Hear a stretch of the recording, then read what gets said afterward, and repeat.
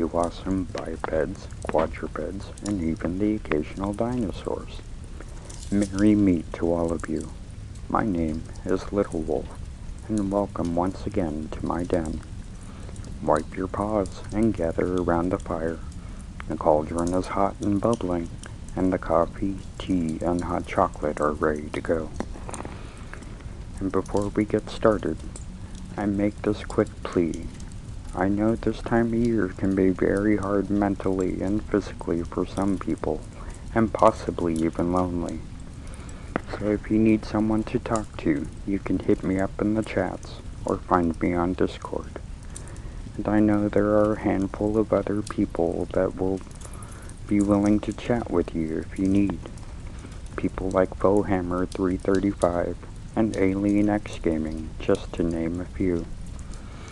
But if you want a different alternative, please call the U.S. Suicide Hotline at 1-800-273-8255. Please reach out if you need help. I'd rather spend a night chatting with people to help them than to find out about the aftermath later on. I really do care about all the visitors to my den, and I will post the number in the description, along with other numbers in different countries. Please do not hesitate to reach out. Okay, now, I've been told I have a nice voice by many of you, and I should try reading some stories. So, I thought, why not give it a shot? I found a couple of short stories to start off with and dip my paws into this area of entertainment. The first is called The Little Match Girl. It does not take place at Christmas, but on New Year's Eve. It is an interesting tale that has a bittersweet ending. But then again, New Year's is a bittersweet time of year, especially this year. A time to remember and drop the old year and hope for a better next year. It is a quick read, but very thought-provoking. The next is The Velveteen Rabbit, which I think is where a certain company got the idea for a great little movie about toys that come to life. A Toy Story, if you will. And I really like this one. Both stories I had seen before, but never picked them up. And now I wish I had. Especially the rabbit story. So, sit on down, stop on by, grab a... Oh, wait, wrong story. Just go ahead and sit back and relax. Our first tale of the night, The Matchstick Girl.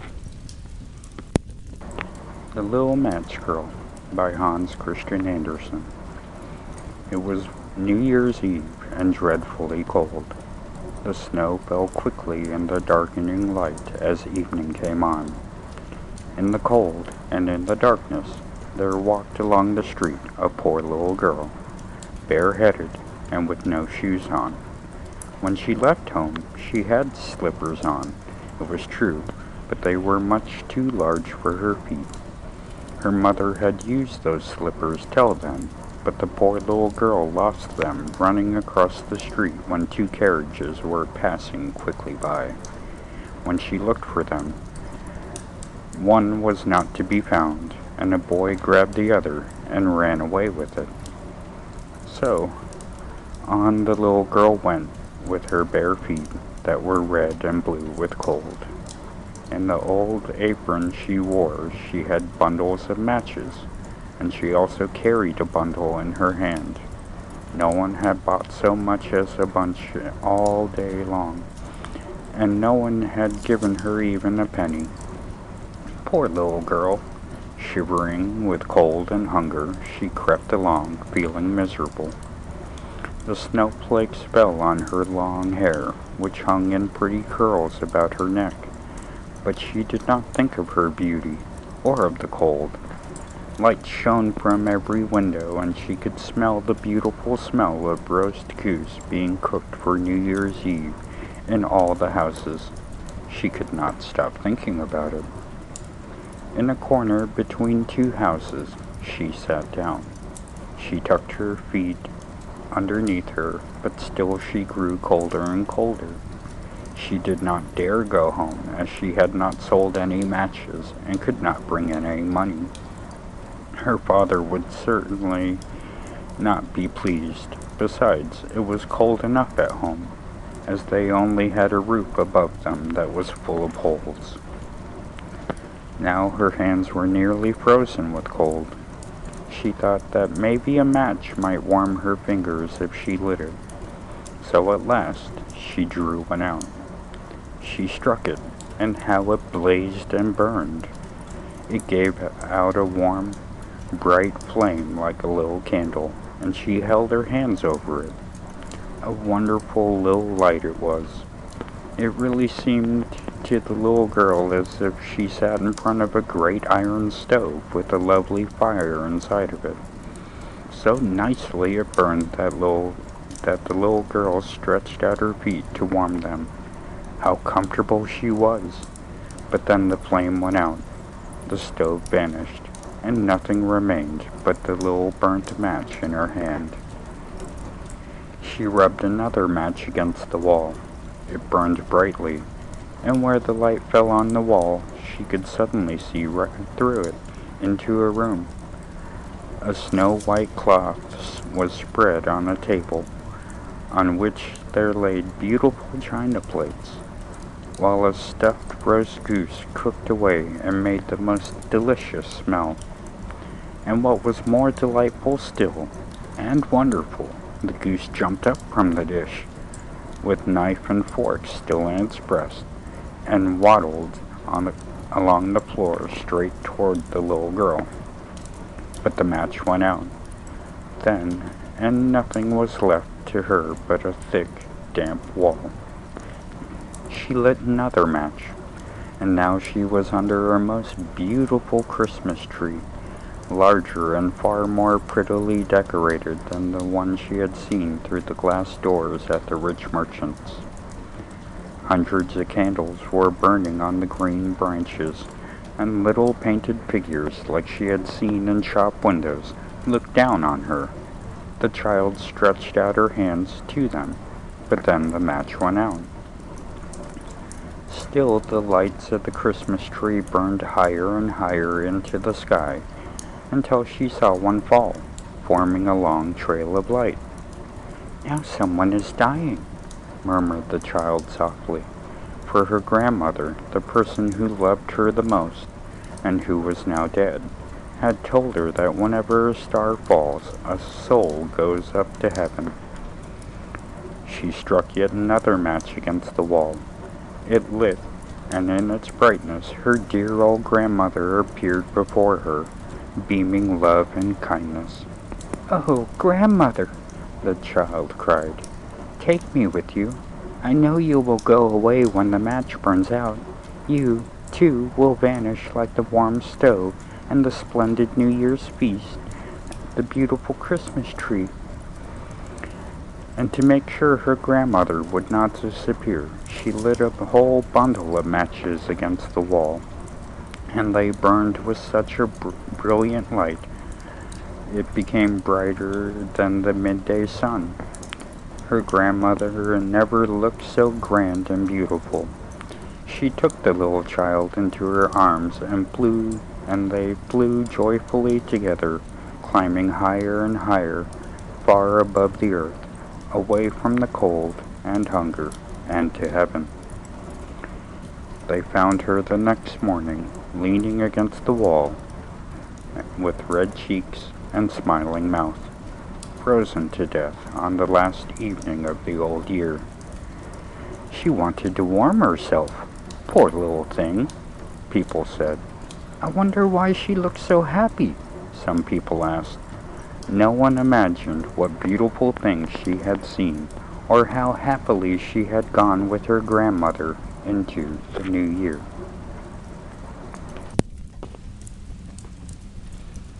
Well, that ended rather sad, but happy all at the same time now, didn't it?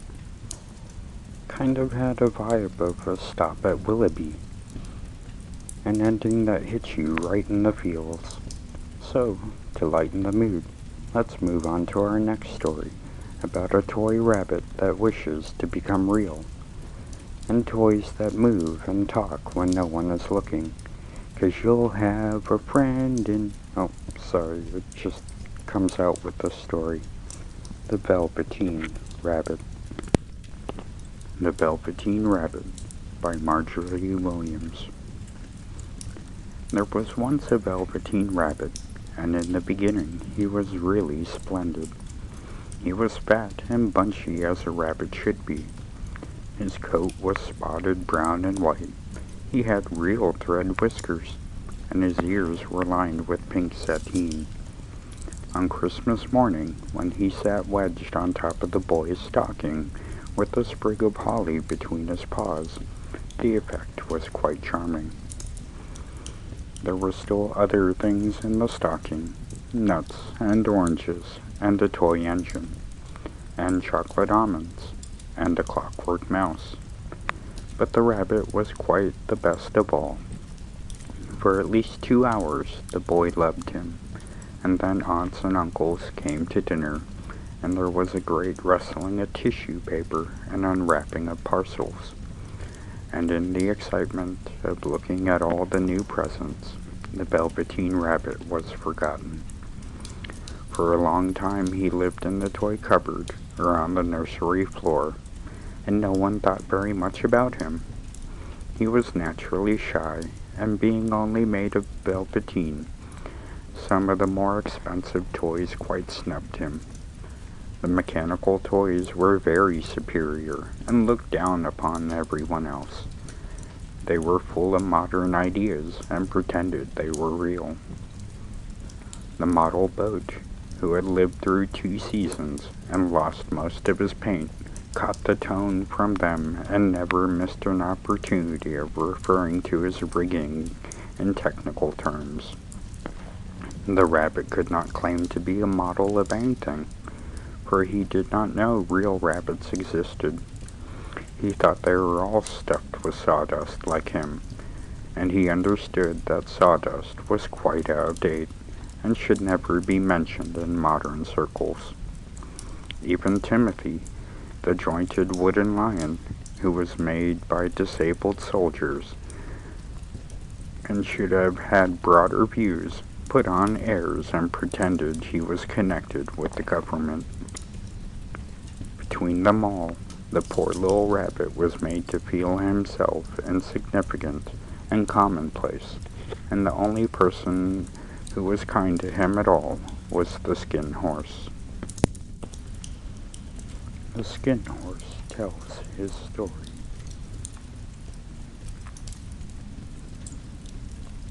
The Skin Horse had lived longer in the nursery than any of the others. He was so old that his brown coat was bald in patches and showed the seams underneath, and most of the hair on his tail had been pulled out to string bead necklaces.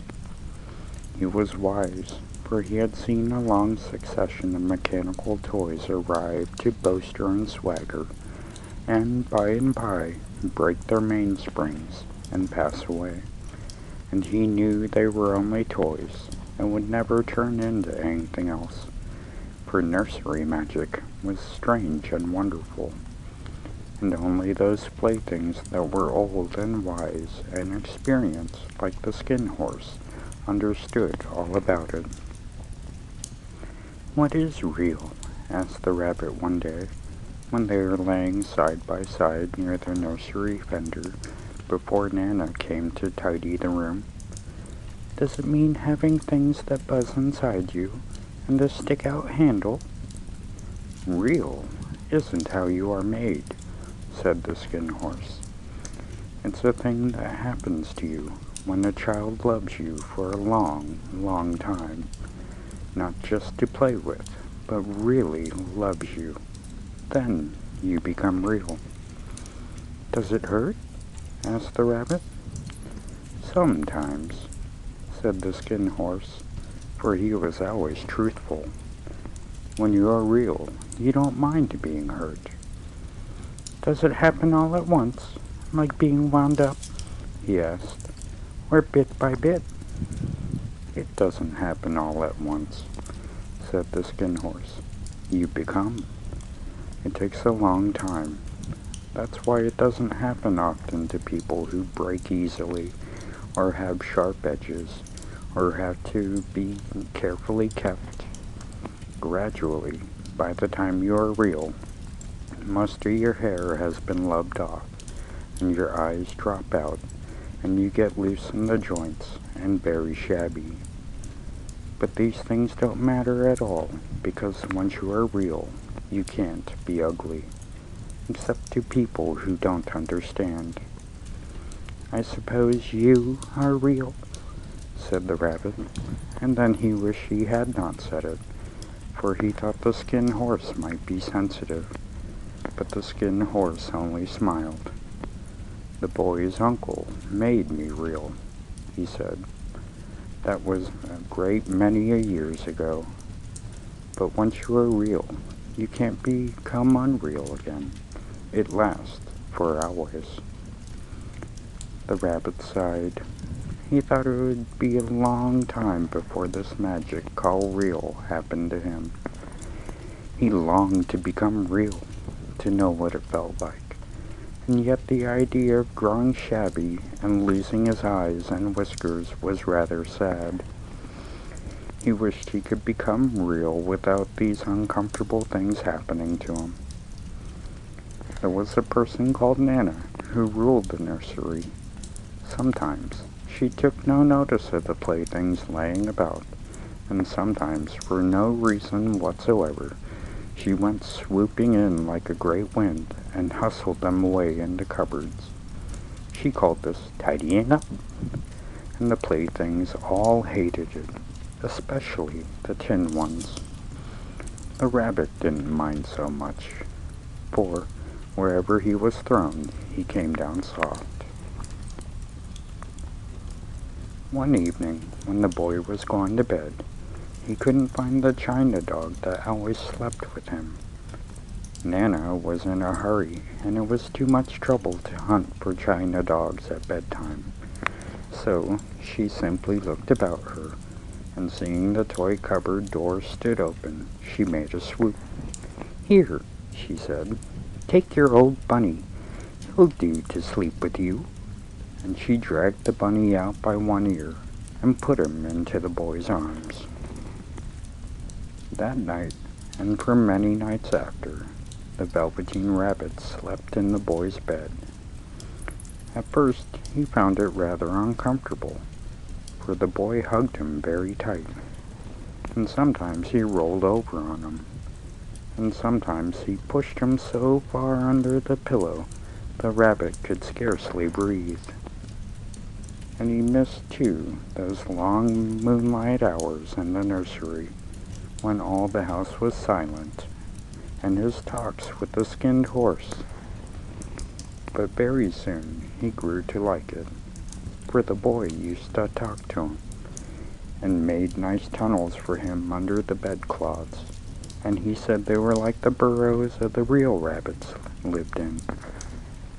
And they had splendid games together, in whispers, when Nana had gone away to her supper, and left the nightlight burning on the mantelpiece. And when the boy dropped off to sleep, the rabbit would snuggle down close under his warm chin and dream, and the boy's hands clasped close around him all night long.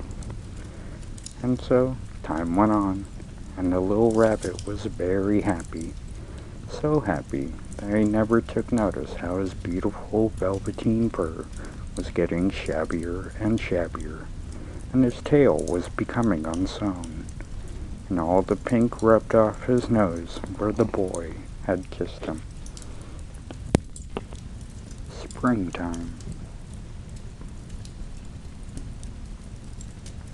Springtime came, and they had long days in the garden, for wherever the boy went, the rabbit went too. He had rides in the wheelbarrow, and picnics on the grass, and lovely fairy huts built from him under the raspberry canes behind the flower border. And once, when the boy was called away suddenly to go out to tea, the rabbit was left out on the lawn until long after dusk, and Nana had to come and look for him with the candle because the boy couldn't go to sleep unless he was there. He was wet through with the dew and quite earthy from diving into the burrows the boy had made for him in the flower bed, and Nana grumbled as she rubbed him off with a corner of her apron. "You must have your old bunny," she said. "Fancy all this fuss for a toy." The boy sat up in bed and stretched his hands out. "Give me my bunny," he said. "You mustn't say that. He isn't a toy. He's real." When the little rabbit heard that, he was happy, for he knew what the Skin Horse had said was true at last. The nursery magic had happened to him, and he was a toy no longer. He was real. The boy himself had said it. That night he was almost too happy to sleep, and so much love stirred in his little sawdust heart that it almost burst. And into his boot-button eyes, that had long ago lost their polish, there came a look of wisdom and beauty, and so that even Nana noticed it the next morning when she picked him up and said, "I declare, if that old bunny hasn't got a quite knowing expression." Summer days. That was a wonderful summer. Near the house where they lived was a wood, and in the long June evenings the boy liked to go there after tea to play. He took the Velveteen Rabbit with him, and before he wandered off to pick flowers or to play at brigades among the trees, he always made the rabbit a little nest somewhere among the bracken, where he could be quite cozy, for he was a kind-hearted little boy, and he liked the bunny to be comfortable. One evening, while the rabbit was laying there alone, watching the ants that ran to and fro between his velvet paws in the grass, he saw two strange beings creep out the tall bracken near him. They were rabbits, like himself, but quite furry and brand new. They must have been very well made, for their seams didn't show at all, and they changed shape in a queer way when they moved. One minute they were long and thin, and the next minute fat and bunchy, instead of always staying the same like he did. Their feet patted softly on the ground, and they crept quite close to him, twitching their noses, while the rabbit stared hard to see which side the clockwork struck out, for he knew that people who jump generally have something to wind them up. But he couldn't see it. They were evidently a new kind of rabbit altogether. They stared at him, and the little rabbit stared back, and all the time their noses twitched. "Why don't you get up and play with us?" one asked. "I don't feel like it," said the rabbit, and he didn't want to explain that he had no clockwork. "Oh," said the furry rabbit, "it's easy as anything," and he gave a big hop sideways and stood on his hind legs. "I don't believe you can," he said. "I can," said the rabbit. "I can jump higher than anything." He meant when the boy threw him, but of course he didn't want to say so. "Can you hop on your hind legs?" asked the furry rabbit. That was a dreadful question, for the Velveteen Rabbit had no hind legs at all. The back of him was made all in one piece, like a pincushion. He sat still in the bracken and hoped the other rabbits wouldn't notice. "I don't want to," he said again. But the wild rabbits have very sharp eyes, and this one stuck out his neck and looked. "He hasn't got any hind legs," he cried out. "Fancy a rabbit without any hind legs," and he began to laugh.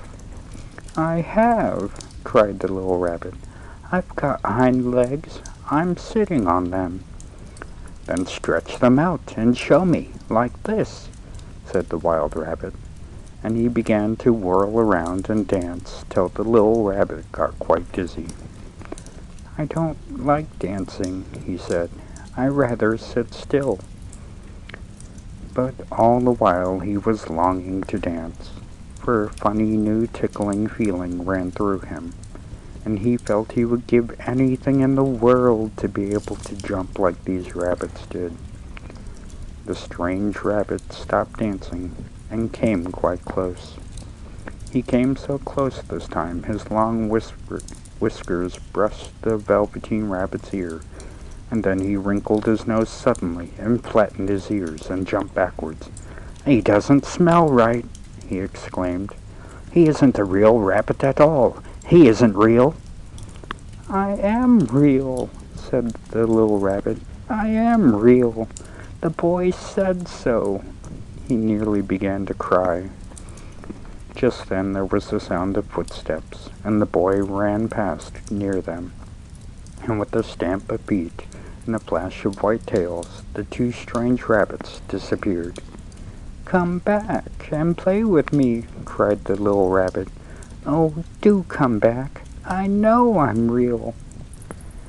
But there was no answer. Only the little ants ran to and fro, and the bracken swayed gently where the two strangers had passed. The Velveteen Rabbit was all alone. "Oh dear," he thought. Why did they run away like that? Why couldn't they stay and talk to me?"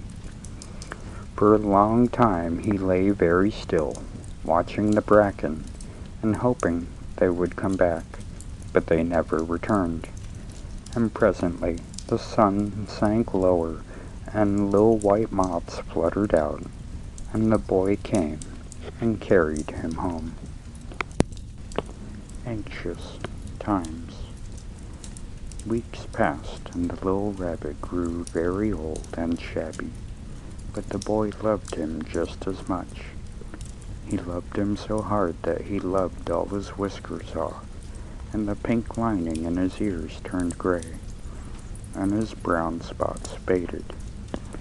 He even began to lose his shape, and he scarcely looked like a rabbit any more, except to the boy. To him, he was always beautiful, and that was all the little rabbit cared about. He didn't mind how he looked to other people, because the nursery magic had made him real. And when you are real, shabbiness doesn't matter. And then, one day, the boy was ill. His face grew very flushed, and he talked in his sleep, and his little body was so hot that it burned the rabbit when he held him close. Strange people came and went in the nursery, and the light burned all night, and through it all the little Velveteen Rabbit lay there, hidden from sight under the bedclothes, and he never stirred, for he was afraid that if they found him, someone might take him away, and he knew that the boy needed him. It was a long, weary time, for the boy was too ill to play, and the little rabbit found it rather dull, with nothing to do all day long. But he snuggled down patiently, and looked forward to the time when the boy shall be well again, and they would go out in the garden, amongst the flowers and butterflies, and play splendid games in the raspberry thicket like they used to. All sorts of delightful things he planned, and while the boy lay half asleep, he crept up close to the pillow and whispered them in his ear. And presently the fever turned, and the boy got better. He was able to sit up in bed and look at picture books, while the little rabbit cuddled close at his side.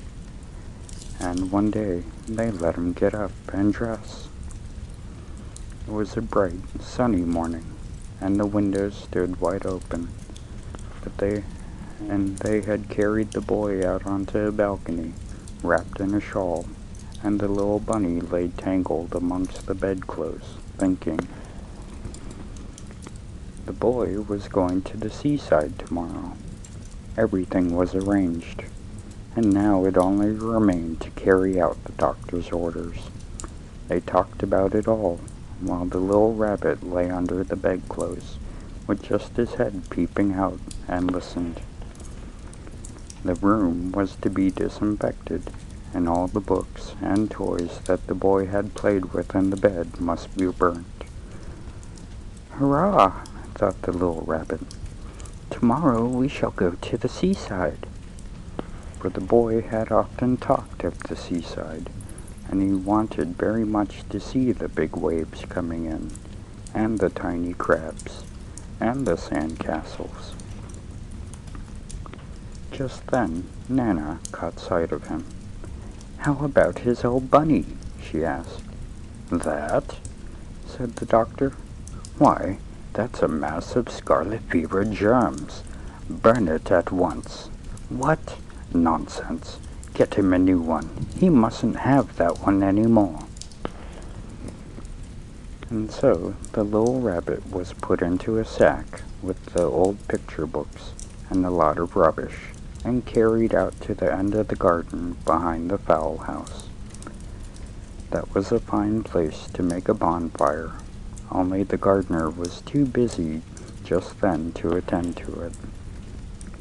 He had the potatoes to dig and the green peas to gather, but next morning he promised to come quite early and burn the whole lot. That night the boy slept in a different bedroom, and he had a new bunny asleep with him. It was a splendid bunny, all white plush with real glass eyes, but the boy was too excited to care very much about it, for tomorrow he was going to a seaside, and that in itself was such a wonderful thing that he could think of nothing else.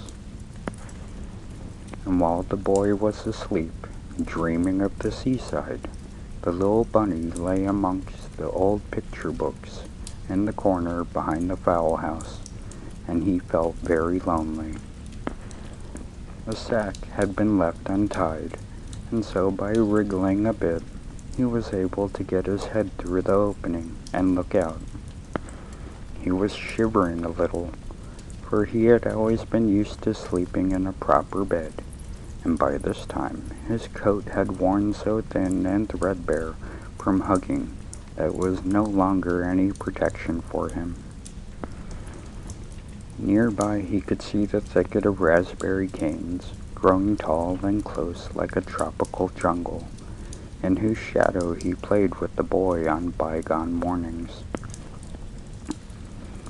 He thought of those long sunlit hours in the garden, how happy they were, and a great sadness came over him.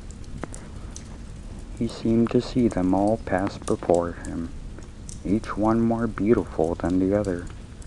The fairy huts in the flower bed, the quiet evening in the wood when he lay in the bracket and little ants ran over his paws. The wonderful day when he first knew that he was real. He thought of the skin horse, so wise and gentle, and all that he had told him. Of what use was it to be loved and lose one's beauty and become real if it all ended like this? And a tear, a real tear, trickled down his shabby velvet nose and fell onto the ground. The fairy flower. And then a strange thing happened, for where the tear had fallen, a flower grew out of the ground, a mysterious flower, not at all like any that grew in the garden. It had slender green leaves the color of emeralds, and in the center of the leaves a blossom like a golden cup, and it was so beautiful that the little rabbit forgot to cry, and just lay there watching it. And presently the blossom opened, and out of there stepped a fairy. She was quite the loveliest fairy in the whole world. Her dress was of pearl and dewdrops, and there were flowers around her neck and in her hair, and her face was like the most perfect flower of all. She came close to the little rabbit and gathered him up in her arms and kissed him on the velveteen nose that was all damp from crying. "Little rabbit," she said, "don't you know who I am?" The rabbit looked up at her, and it seemed to him that he had seen her face before, but he couldn't think of where. "I am the nursery magic fairy," she said. "I take care of all the playthings the children have loved, and when they are old and worn out, and the children don't need them anymore, then I come to take them away with me and turn them into real." "Wasn't I real before?" asked the little rabbit. "You were real to the boy," said the fairy, "because he loved you. Now you shall be real to everyone." At last, and she held the little rabbit close in her arms and flew with him into the wood. It was light now, for the moon had risen. All the forest was beautiful, and the fronds of the bracken shone like frosted silver. In the open glade between the tree trunks, the wild rabbits danced with their shadows on the velvet grass. But when they saw the fairy, they all stopped dancing and stood around in a ring to stare at her. "I've brought you a new playfellow," said the fairy. "You must be very kind to him and teach him all he needs to know in Rabbitland, for he's going to live with you forever and ever." And she kissed the little rabbit again and put him down in the grass. "Run and play, little rabbit," she said. But the little rabbit sat quite still for a moment and never moved. For when he saw all the wild rabbits dancing around him, he suddenly remembered about his hind legs, and he didn't want them to see he was made all in one piece. He did not know that when the fairy kissed him that last time, she had changed him altogether, and he might have sat there for a long time, too shy to move, if just then something hadn't tickled his nose, and before he thought of what he was doing, he lifted his hind toe and scratched it. And he found that he actually had hind legs. Instead of dingy velveteen, he had brown fur, soft and shiny. His ears twitched by themselves, and his whiskers were so long that they brushed the grass. He gave one leap, and the joy of using those hind legs was so great that he went springing about the turf on them, jumping sideways and whirling around as the others did. And he grew so excited that when at last he did stop to look for the fairy, she was gone. He was a real rabbit at last, at home with the other rabbits. Autumn passed, and winter, and in spring, when the days grew warm and sunny, the boy went out to play in the wood behind the house. And while he was playing, 2 rabbits crept out from the bracken and peeped at him.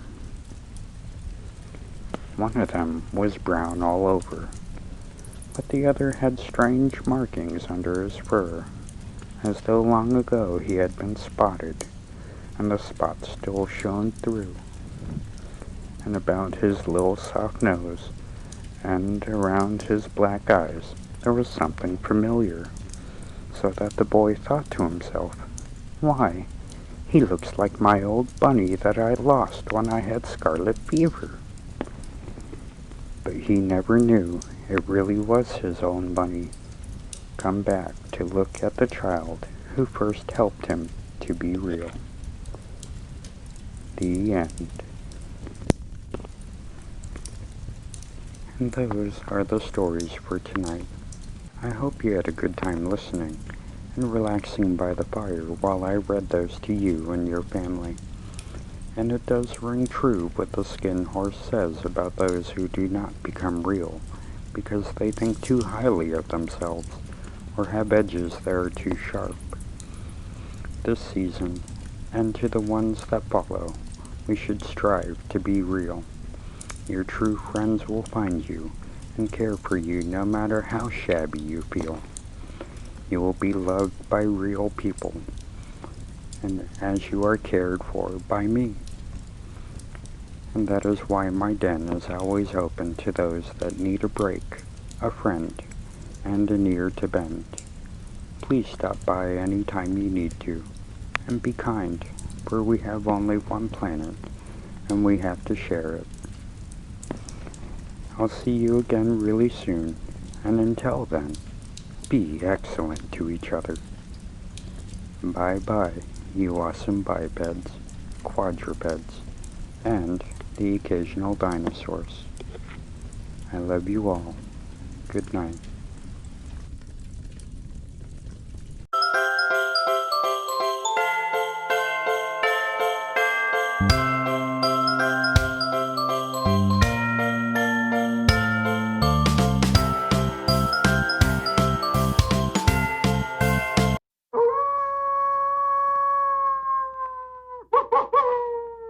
What is real? Asked the rabbit one day when they were laying beside.